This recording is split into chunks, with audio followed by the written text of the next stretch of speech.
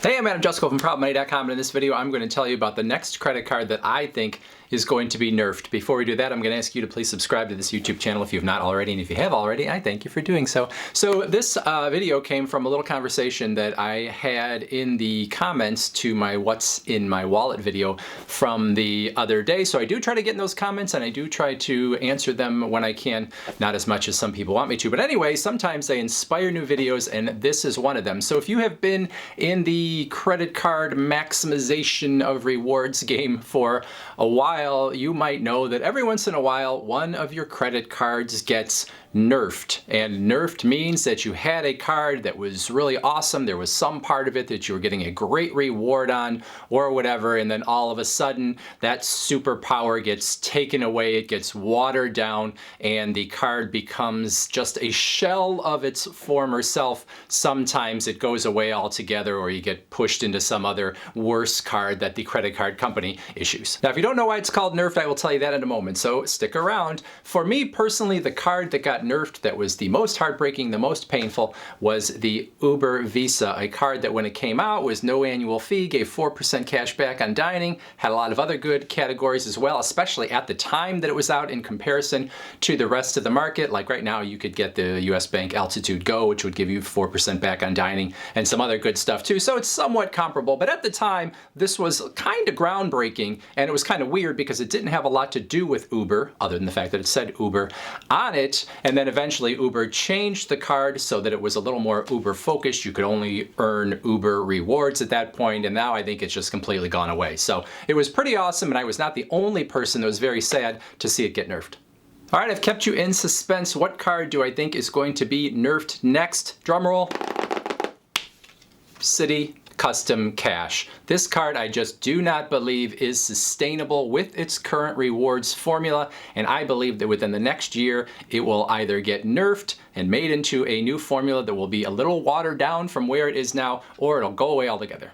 Now, I don't have any inside information about the City Custom Cash card going away or being changed or anything like that. This is purely a prediction speculation, and the reason I say this is because I know that credit card companies do a lot of different things when they are trying to market credit cards, and a lot of them are experiments. They might be, sort of experiments based on past knowledge and that sort of thing, but some of them, they're just not quite sure what's going to happen. So what they do is they come up with different formulas for the rewards, what is going to be eye-catching, what is going to get someone to actually apply for this card. But they don't necessarily know who they're going to get and how those people are going to use the card. They do know from experience that a certain number of people are going to just milk whatever the best reward is on the card, and they're going to use other cards for other purchases. So in the City Custom Cash case, some people are going to milk that 5% in one particular purchasing category each month, and they're not going to use the card at all. The question is, how many people are the milkers, so to speak, and how many people are going to use the card for everything and will be happy to get 5% whatever their best category is, even though they're only getting 1% everywhere else. So a certain percentage is going to be acceptable of the milkers, and a certain percentage of the other better be there in order for the card to work overall. So if you have 20% milkers and 80% that aren't, even that you're probably too much. They're probably hoping more for, like, I don't know, 2, 3, 4, 5% of the milkers. 95% are going to use the card for everything, and they're going to get 1% on a lot of stuff. And then overall, the average is going to be, the majority of those credit card users, maybe on all their purchases, they're going to get between 1.5 and 2%, which has become sort of the sweet spot where a credit card company can legitimately think, okay, we're doing okay with this card, we're making a profit, people are getting back things, they are happy, blah, blah, blah. We don't have too many milkers. So it's an experiment. They put out a really cool card, they look at the numbers, they see how many milkers there are versus the people that on average are making them money, and they decide if they're going to put up with it or if they are going to nerf the card. If it works, great. If it doesn't, they just pull it from the market, right? So the thing that has surprised me over the last couple weeks, and this is part of the reason I think it's eventually going to get nerfed, is that people have been doing a little end around, a little backdoor way of getting themselves a second Citi custom cash card. And what they have been doing, and I'm surprised Citi is letting this happen, is they've been taking another Citi card that they had before, and they have been calling Citi or going online or whatever, and they have been requesting a product change. Oftentimes what I'm seeing are people changing from the Citi Double Cash card into a second Citi Custom Cash card. And so what that means is, and I have to say, Citi says right on the Citi Custom Cash website that you can't have two Citi Custom Cash cards, but they're letting people do it. So those are your hardcore milkers right there. They're getting a second card that they know they can get 5% on. So now they have two different categories that each month they know they can get 5% cash back on. And these are, everyday categories where they're probably going to spend up to that $500 cap. That cannot be profitable for Citi. So is Citi okay with this loophole, this backdoor into a second Citi custom cash card? Probably not, and don't blame me because it's been on Reddit, it's been out there already, I didn't come up with the idea.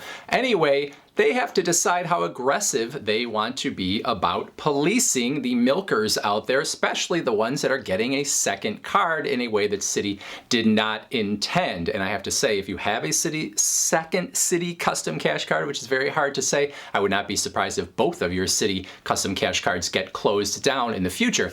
But Citi has to decide how aggressive do they want to be? How much time do they want to spend policing not only the people that get two Citi custom cash cards, but those milkers out there that are getting the card only for the 5% category and not touching it otherwise. Now that's not policing exactly because you're allowed to do it. They gave you the offer and you can use it that way if you choose to. But Citi also has the option to simply close you down if they want to and say, well, we don't want this person anymore. But the question is, how aggressive do they want to be in doing that? Do they want to close down a bunch of cards? Do they want to sift through all the people that have this card to figure out who are the ones that are the least profitable? Or if it's just okay in the aggregate, are they okay with some people basically getting a good deal here? It's sort of like if you have a lot of websites used to have comments and then you saw that there were just 95% of the comments were pure spam, and the people that owned the websites for a while, they tried to police it and get rid of those comments. Only the good ones are in there, and then a lot of them just said, we're not doing this anymore.